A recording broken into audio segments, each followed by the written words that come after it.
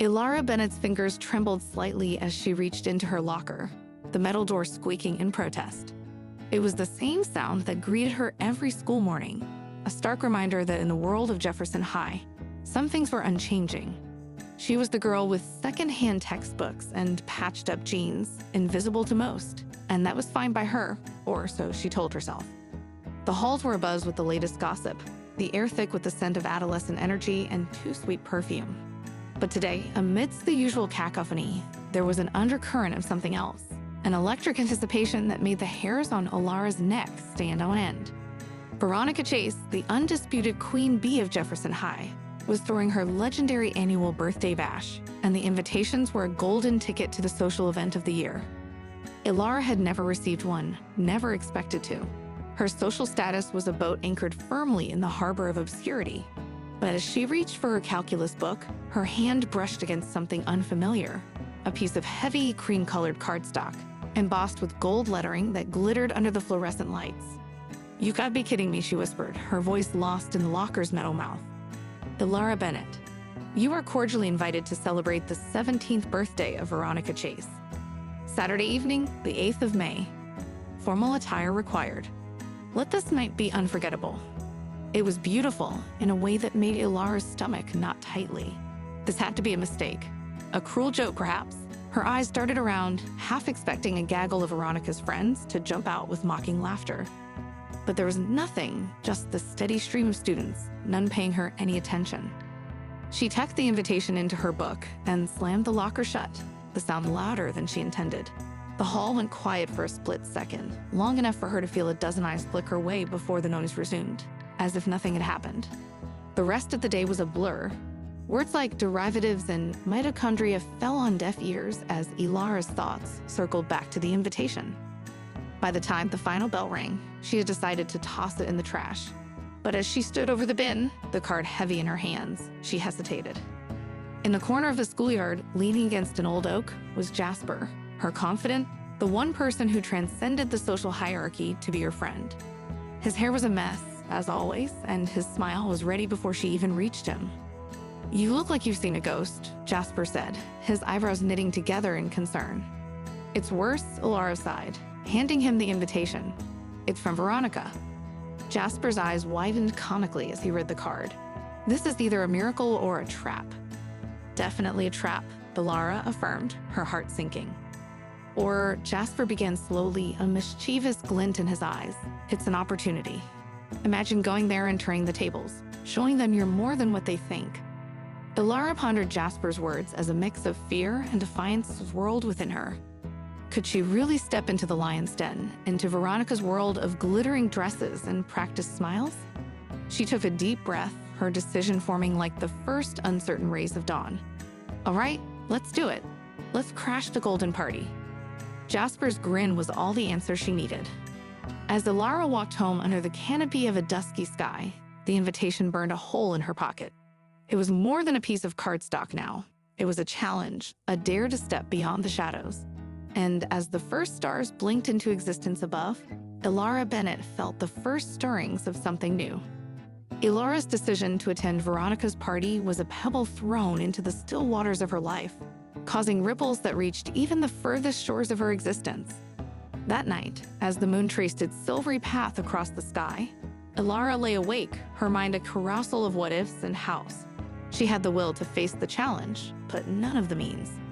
A formal dress, shoes that didn't speak of miles trodden, an appearance that didn't scream her reality. It all seemed as distant as the stars twinkling outside her window. The following morning brought with it the smell of rain and a sky the color of bruised plums. Elara pulled her jacket tighter around her as she made her way to school, the invitation like a secret talisman against her heart. She could feel the weight of Jasper's expectations nestle there too. He was her rock, believing in her when she faltered. As the school came into view, a figure detached itself from the shadows of the entrance, a silhouette she recognized well, despite the early hour. Jasper was waiting for her, a paper cup of steaming coffee in his hand, his breath misting in the chilly air. "Morning, Elara," he said, handing her the cup. "Thought you might need this." "Thanks, Jasper," she said, her smile genuine. "I didn't think I was so predictable." "Only to me," he said with a wink. "Now, about this party, I own up, Jas. This might be too much, even for me. Jasper's expression turned serious. You said it yourself last night. It's a chance to change things, but you won't be doing it alone. I'm with you every step of the way. Elara felt a warmth that had nothing to do with the coffee. I know you are, but where do we even start? That's the easy part, Jasper said, his eyes alight with a plan. You are my cousin, Leela. She's been taking those design classes, and she's been dying to create a real masterpiece. We'll ask her to make your dress. Elara's heart skipped. That's actually brilliant, but I can't afford. Don't worry about that. Consider it a favor for the many times you've helped me with my disastrous chemistry experiments. Elara was about to protest, but Jasper's look stopped her. This was his way of supporting her, and she knew arguing would only insult the purity of his intentions. The day passed in a haze, the buzz of Veronica's upcoming party a backdrop to every class and conversation. Elara found it harder to concentrate, her mind filled with images of flowing fabrics and colors that would bring out the soft green of her eyes, courtesy of Leela's enthusiastic descriptions over text. After school, Jasper and Elara made their way to Leela's studio, a cozy attic space filled with sketches and swabs of fabric. Leela greeted them with a hug that nearly knocked Elara off her feet. I've been waiting for this, Elara, Leela exclaimed, her eyes sparkling. I've got so many ideas. We're going to make you a dress that will have everyone at that party staring. Elara blushed at the thought. The center of attention was never where she wanted to be. But this was a different game now, a game where she needed to be seen. As Leela measured and pinned and sketched, Elara caught glimpses of herself in the mirror, the outline of a girl who was stepping into her power. She didn't just see the transformation of fabric into a dress. She saw the cocoon of her old life beginning to unfurl. Jasper watched from the corner, his face lit with pride. This was more than a dress. It was an armor, a declaration. By the time the sky began to bleed into the colors of dusk, Elara's dress was no longer just an idea.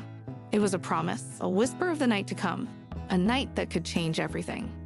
And as she lay in bed later, the echoes of the day's laughter and excitement warming her, Elara Bennett knew one thing for certain. She was ready to face the masquerade. In the week leading up to Veronica Chase's anticipated party, the entire town seemed to throb with anticipation. Whispers swirled like autumn leaves caught in a gust, each rumor more embellished than the last. And at the heart of it all was Elara Bennett, the name on everyone's lips, wrapped in a shroud of speculation. But within her own heart, a quiet revolution was stirring. The dress Leela created was a masterpiece, a confection of deep emerald that made Elara's eyes smolder like two precious stones. It hung in her closet like a secret, its fabric catching the light and throwing it back out in 1,000 different promises. Every time she opened the door, her heart swelled with a mix of fear and something that felt suspiciously like hope. Jasper was her shadow during those days, his presence a constant source of comfort. Together, they scoured thrift shops for shoes that wouldn't betray her humble roots and practiced dance steps in the privacy of her living room, the furniture pushed back to make room for their laughter and clumsy footwork. The night before the party, Elara's home was abuzz with activity. Her mother, who had been distant and distracted by the weight of double shifts, looked at her daughter with a new kind of pride. You look like you're ready to take on the world, her mother said softly, watching Elara in the full ensemble. Elara met her mother's gaze in the mirror, her reflection anchored by the strength in those words. Maybe I am, she replied, the corners of her lips lifting an attentive smile. But beneath the surface, nerves gnawed at her resolve. The fear of public humiliation, of being the punchline to some cruel joke, was a specter that danced at the edges of her excitement. The day of the party dawned clear and bright, the kind of day that seemed full of unspoken promise. Elara spent it in a flurry of activity, her hands busy to keep her mind from dwelling on the what-ifs that threatened to capsize her. Jasper arrived in the late afternoon, his car washed and polished for the occasion. His own outfit was understated but carefully chosen. A dark suit that made his eyes seem brighter, his usual unruly hair tamed for the night. You clean up good, Bennett, he teased, handing her a corsage of delicate white flowers that matched the boutonniere on his lapel. Elara laughed, the sound tinged with nerves. So be you, Jasper. So be you. Together, they reviewed their plan. Jasper would be her anchor in the storm, the sign to retreat if things turned sour. But more than that, he was her reminder that no matter what happened, she wasn't alone. Before they knew it, the sun was dipping below the horizon. painting the sky in strokes of purple and gold. It was time. Elara took one last look in the mirror, her mother's hands gentle on her shoulders. The girl who looked back at her was familiar but transformed, her eyes alight with a fire that hadn't been there before. "You're going to be the belle of the ball," her mother whispered, and Elara felt a surge of determination. "I'm going to be me," Elara said, and in that moment, she believed it. That'll be enough. With a deep breath, she stepped out of her old life and into the evening, the hem of her dress whispering against the pavement like the turning of a page. The party awaited, a stage set for a night that would be talked about for years to come, and Elara Bennett was ready to take her place in the story. The grandeur of the Chase estate was breathtaking, its opulence laid bare beneath a canopy of stars and a crescent moon that seemed to smile knowingly upon Elara as she stepped from Jasper's car. The thrum of music and laughter spilled from the open doors, a siren's call that was equal parts enticing and foreboding. Elara's heart was a hummingbird in her chest, her nerves freed at the edges. Yet, she was drawn forward as if by an invisible thread, Jasper's reassuring presence a step behind her. The emerald dress clung to her like a second skin, a shield of silk and confidence woven together by Leela's loving hands. The first step into the lion's den was the hardest. The wave of sound hit her first, a cacophony of mirth and music that seemed to vibrate through her. Eyes turned, conversations paused. Elara Bennett had arrived, and the air was suddenly thick with anticipation. But it was Jasper's hand, warm on her back, that grounded her. "Remember, you're the bravest person I know," he whispered, his words a talisman against the storm of stares. Elara found her footing, her posture straightening as she claimed the space around her. She was no longer the girl from the fringes, but a mystery that demanded attention. There were whispers, there were glances, but amidst it all, Elara found something unexpected: admiration. The party was in full swing, the sea of bodies moving in time to the rhythm that pulsed like a heartbeat. Elara let the music guide her, her fears slowly dissolving with each step, each smile she received. It was Lucas Graham who approached first, his steps hesitant but eyes clear. "You look different," he said, the understatement hanging between them like a shared secret. Elara's smile was small but genuine. "Different good, I hope?" "Different amazing," Lucas corrected, his voice warm with sincerity. The evening unfurled like a flower in bloom, each moment more surreal than the last. Elara danced, she laughed, she lived, a flame that drew others in with her light. Then came the announcement, Veronica's voice cutting through the revelry like a knife. "Ladies and gentlemen, it's time to crown our queen of the masquerade." Elara's breath caught, the trap laid bare. She could see the smirks, the knowing glances that passed through the crowd. This was the moment of reckoning. But as Veronica read out the name, as the spotlight swung to illuminate Elara in its unforgiving glare, something miraculous happened. The crowd erupted, not in laughter, but in applause. Confusion was a fleeting shadow across Veronica's face, replaced quickly by a smile that didn't quite reach her eyes. "Congratulations, Elara Bennett," she said, the words forced. Jasper was there, his eyes shining with unshed tears and something fiercer, pride. "I told you," he murmured, his voice lost in the swell of cheers. The crown was placed upon her head, a delicate thing that felt like a weight and a liberation all at once. And there, amidst the faces that had once looked through her, Elara Bennett stood tall. But it was the revelation that followed, the announcement of the scholarship, that turned the night on its head. The prank meant to humiliate became the platform of her triumph. As the reality of the situation settled, as Veronica's machinations were laid bare for all to see, Elara felt something shift within her. The victory was sweet, not for the accolades, but for the journey it represented. She had walked through fire and emerged not unscathed, but stronger. And as she looked around at the faces, at the mixture of respect and chagrin that met her gaze, Elara knew that this night would be etched into the story of who she was, and who she was meant to become. A night of revelations, indeed. The crown sat uneasy on Elara's head, a gilded metaphor that seemed to weigh heavier with each step she took away from the cheering crowd. She had imagined countless scenarios, but none had featured her as the triumphant heroine, the unexpected queen of the masquerade. In the aftermath of her coronation, the mansion seemed to pulse with a new energy. Whispers followed her like shadows, each syllable a mixture of curiosity and awe. She caught snippets of conversations, felt the weight of eyes upon her, and through it all, she walked with a quiet dignity that had been born of Jasper's faith and her own newfound courage. Jasper found her on the balcony, away from the cacophony, under the watchful eyes of the stars. "They're calling it the Queen's Gambit," he said, his voice a mix of humor and disbelief. "Your unexpected move that changed the game." Elara allowed herself a smile, the cool night air balm to her flushed cheeks. "It wasn't my move though, was it?" she replied, her eyes reflecting the night sky. "It was yours." He shrugged, the moonlight casting half his face in shadow. "Maybe it was the universe's move. I just nudged things along." They stood in comfortable silence, the sounds of the party a distant echo. Elara's mind was a whirlwind of thoughts, trying to piece together the how and the why, the intricate web that had led to her standing there, a queen in a kingdom she had never dared to claim. It was then that Veronica appeared, her approach silent, but for the click of her heels on the marble. Her face was a mask of composure, but her eyes betrayed a storm raging beneath the surface. "Elara," she began, her voice smooth as silk. "I suppose congratulations are in order." Elara met her gaze, unflinching. "Thank you, Veronica, but I think we both know this wasn't your plan." Veronica's lips twitched, the facade slipping for a moment. "Life is full of surprises," she said, her tone measured. "One must learn to adapt. Or one must learn to be kind." Elara countered softly, her words floating between them like a challenge. There was a shift then, something imperceptible in the air. Veronica's shoulders dropped, the slightest inch, a concession of defeat. "I underestimated you," she admitted, and it was as close to an apology as Elara guessed she would ever receive. Elara took a deep breath, the cool air filling her lungs with resolve. "And I overestimated the satisfaction this would bring me," she confessed, her eyes never leaving Veronica's. There was a beat, a moment of shared vulnerability, before Veronica turned on her heel and walked back into the heart of the mansion she ruled, leaving Elara with the remnants of a victory that felt more complex than she had anticipated. Jasper's hand found hers, a silent vow of solidarity.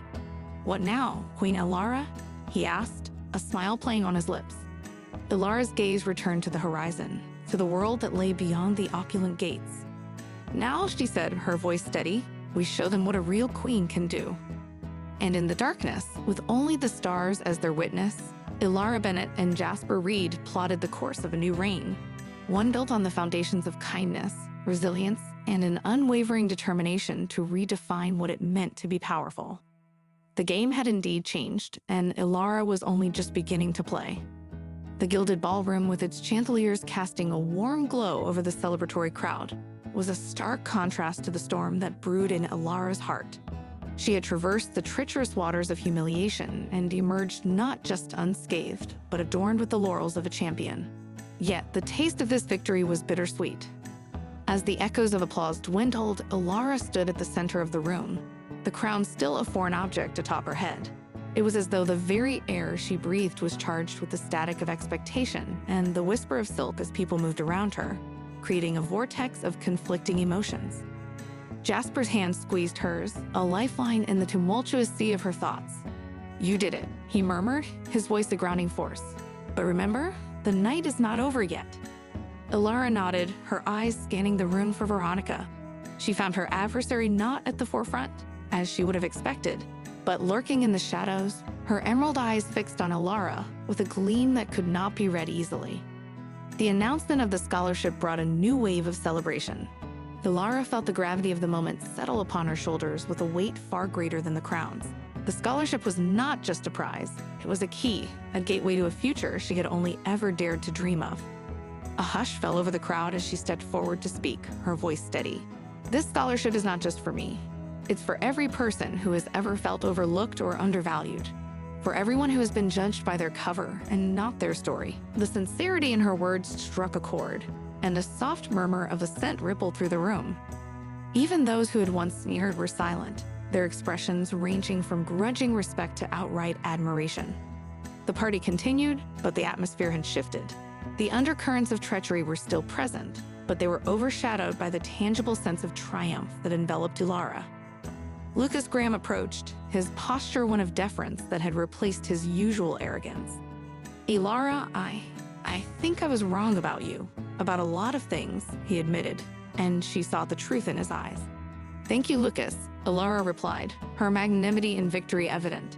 "Maybe it's not about being right or wrong, but about being open to seeing things differently." The night wore on, And as Elara moved through the crowd, she realized that the crown on her head had become more than a symbol of victory over Veronica's malice. It was a testament to her resilience, her capacity to rise above the pettiness, and to emerge not only unbroken but unbowing. The final dance of the evening found Elara in Jasper's arms, her friend, and ally through it all. They danced not as queen and strategist, but as two friends who had weathered a storm and found a haven in each other's trust. Tonight was just the beginning, Jasper said as the music swelled around them. Yes, Elara agreed, her heart full of hope and her eyes alight with the fire of ambition. A beginning of something beautiful, something true, and I am ready for it. As the final notes of music faded into the night, Elara Bennett, the girl who had walked into the lion's den, stood triumphant amidst treachery, her head held high, her spirit unbroken, and her future unwritten but blazing bright on the horizon. The morning after the party dawned clear and bright, but within the walls of Thornfield High, a storm had been set in motion, its winds of change sweeping through the corridors with relentless force. Elara walked through the school doors with a new aura about her, not one of arrogance, but of quiet strength. She was not alone. Whispers followed her like a cape, some tinged with envy, but many with respect. There was an almost palpable shift in the air, a collective realization that the invisible hierarchies that had once seemed so definitive could indeed be challenged. Veronica, once the sun around which the school's social universe revolved, now found herself in an unfamiliar orbit. Her usual entourage had dwindled, the vacancy of their absence speaking louder than any words could. She moved through the halls with a subdued air, the echo of her fall from grace reverberating with each step she took. In the days that followed, Elara noticed a change not just in her own life, but in the lives of those around her. Jasper, her steadfast ally, received nods of acknowledgement from those who had once overlooked him. Lucas Graham, who had extended an olive branch, was seen conversing with students outside his usual clique. And Veronica, she was no longer the queen of the school, but a girl searching for redemption in the eyes of her peers. The scholarship had given Elara a platform, but she used it not to elevate herself above others, but to raise them alongside her. The library became a sanctuary where students gathered not just to study, but to share stories and forge bonds that blurred the lines between the popular and the outcasts. One afternoon, Elara sat at a round table in the library, surrounded by a diverse group of students, each engrossed in a project that was her brainchild, a mentorship program for underclassmen. The laughter and chatter were genuine, a harmony of voices that would have been discordant just weeks before. It was during one of these sessions that Veronica approached a table, hesitant yet determined. The silence that fell was sharp, but Elara broke it with a smile that was neither forgiving nor accusatory, but welcoming. "Veronica, would you like to join us?" Elara offered, gesturing to an empty chair. It was not absolution or an act of triumph, but an invitation to be part of a new narrative. As Veronica took a seat, the others exchanged glances, their expressions a mixture of surprise and curiosity. The dialogue that ensued was cautious at first, but it grew into a conversation that included everyone, even the girl who had once thought herself above them all. Weeks turned into months, and the changes that had once seemed so momentous became the new normal. The hierarchy that had defined Thornfield High was now less rigid, more fluid, allowing for growth and connection in ways that had once seemed impossible.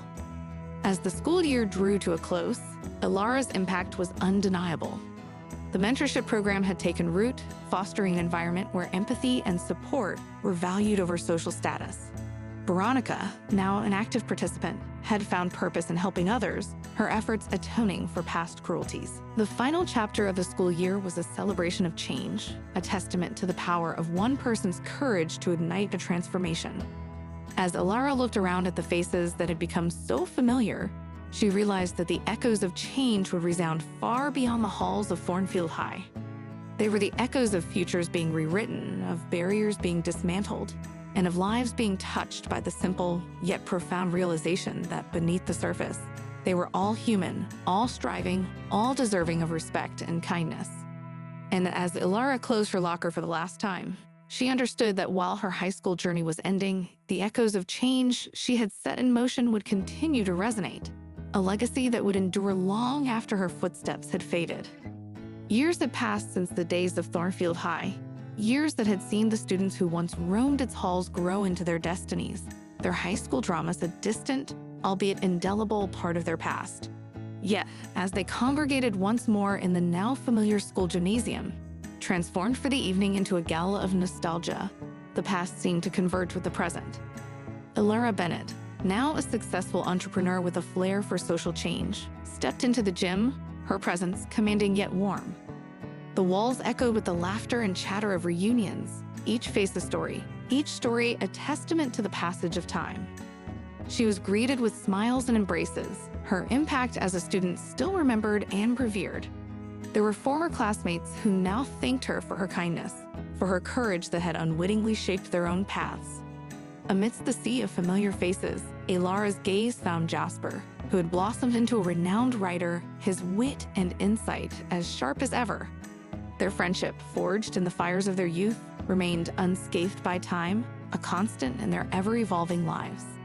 As the evening progressed, filled with reminiscences and shared memories, Elara noticed Veronica Chase standing somewhat apart from the crowd, her demeanor markedly different from the haughty girl she once was. There was an air of quiet reflection about her, a sense of earnest transformation that time had etched onto her features.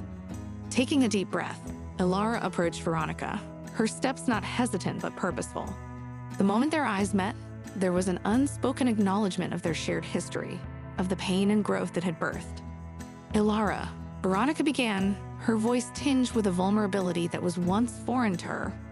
"I've thought about this moment for years, about what I'd say to you. The truth is, no words can undo the past, but I am truly, deeply sorry for the hurt I caused."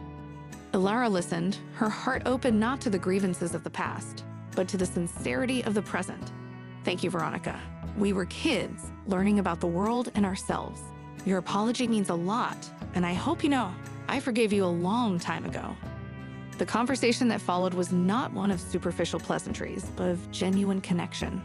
Veronica spoke of her work in nonprofit organizations, of her mission to give back, to make amends not just to Elara, but to a world she had once thought existed to serve her.